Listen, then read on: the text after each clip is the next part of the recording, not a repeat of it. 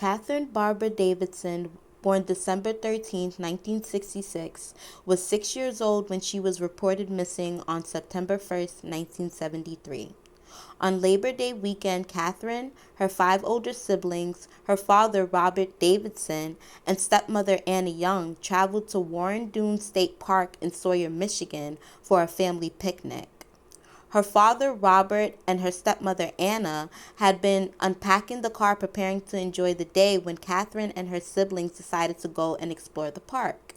The children explored the Painterville Drain, which empties into Lake Michigan, returning about 15 minutes later without Catherine. A search was conducted and nothing was found except for a pair of green underwear, and it was not said if the underwear belonged to Catherine. Police stated that Catherine's parents seemed unusually cold-hearted to Catherine missing and were seen not only laughing and drinking, but also sitting in their car and other cars with other couples enjoying their time in the park as if it was a normal day. Police had been suspicious of Catherine's parents but had no evidence to back up their suspicions, and Catherine's siblings gave similar accounts to what happened before Catherine went missing.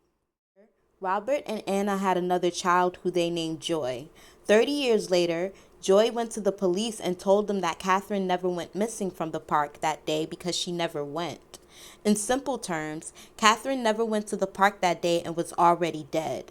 Joy said that she was told that Anna tied up and gagged Catherine, placed her in a closet, and left her to die. Joy said that she and the children heard scratches and noises coming from the closet, but eventually the scratches and the noises stopped. One of Joy's sisters looked in the closet and saw Catherine laying in a fetal position, unmoving. She was dead, Joy said. What's most interesting is that although the Davidsons weren't a religious family, Robert and Anna went heavily into religion and moved to Georgia and then rural Florida. When the mid-1980s came along, Robert and Anna founded a religious group called the House of Prayer for All People, which operated under the Old Testament beliefs of the Bible, socialism, a kosher diet of food, and wearing full-length robes and head coverings. The group had the largest number of members, with a total being 24, with each member changing their name when they joined. Robert and Anna became Jonah and Anna Young. Anna, who oversaw the group, was said to be cruel to the members, frequently forcing members to give up any savings they had, starved them, beat them, and humiliated them, and would also keep them from seeing their children. She would use physical torture to so-called correct members, especially children, for their sins, setting the number 33 as well as the number of lashings that members were going to get while she used the whip. The number was the same number given to Jesus in the Bible after his crucifixion, and this behavior came much worse after her husband died. There are many members who speak of her cruelty and what she did. Anna ordered a cult member to abandon a 2-year-old Marcos Cruz because she believed that he was possessed by the devil and looked like the devil. No one knows what happened to the child, as he was abandoned in a church in Puerto Rico. In 1992, she forcefully bathed a 12-year-old child in bleach, causing severe burns, and instead of seeking medical attention, Anna tied the child to a bed, causing more injuries. When the child's parents found the child, they took them to the hospital, and Anna was charged with child abuse. The child had permanent scars because of what Anna did to them, and before being sentenced, Anna went on the run with Joy. Joy was still a child at the time, and due to Anna's absence, the cult dissolved with no members left. The year was 2000 when Anna was found to be in Alton, Illinois, and was finally sent to jail. She served 6 months for the child abuse charge, and then after her release, she moved to Cobb County, Georgia, making sure to keep a low profile. Joy accused her mother, Anna, of murdering Catherine in 2017, as well as a child named Moses Young.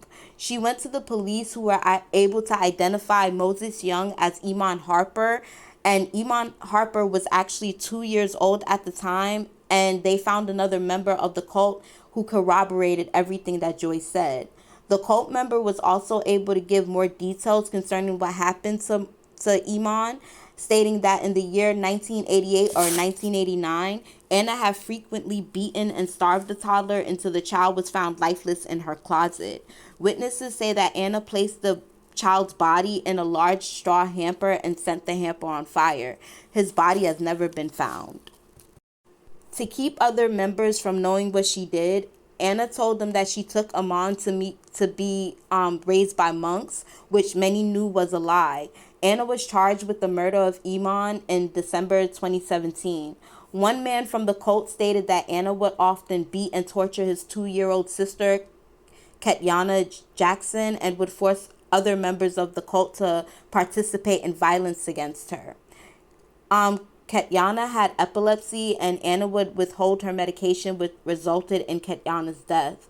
It was later found that Anna had been arrested for child abuse in 1968 while in Ohio, involving a 5-year-old girl. In February 2021, Anna reached a plea agreement with the prosecution, pleading no contest to second-degree murder in the death of little Iman. Anna was then sentenced to 30 years in prison and died a month later at the age of 79. She only served 30 days into her sentence. Anna was connected to Catherine's death, and it's not uncommon for people to theorize that not only did she abuse Catherine, but murdered Catherine too. What is more is that Catherine and Iman's bodies have never been found, and no one knows what happened to Marcos. When it comes to children disappearing, most often it's not a stranger, but someone the child knows. Most often people may witness the abuse, but because adults will usually explain away certain forms of discipline, it can make people believe that the child is bad and deserves whatever kind of punishment that the parent or another adult pushes onto the child. Anna was a woman who hated children, and it was obvious from her history. I genuinely think that if anyone knew her history, she may not have been able to do what she did. But then again, I'm really not sure with the mind control that she had over a lot of her cult members. Joy believes that her mother suffered from untreated mental illness, and this is what caused her violent behavior. No one has ever been charged with Catherine or Marcos's disappearances, and I really wish that there was a closing to the story, but as of late, there hasn't been any updates. Thanks for watching. See you soon.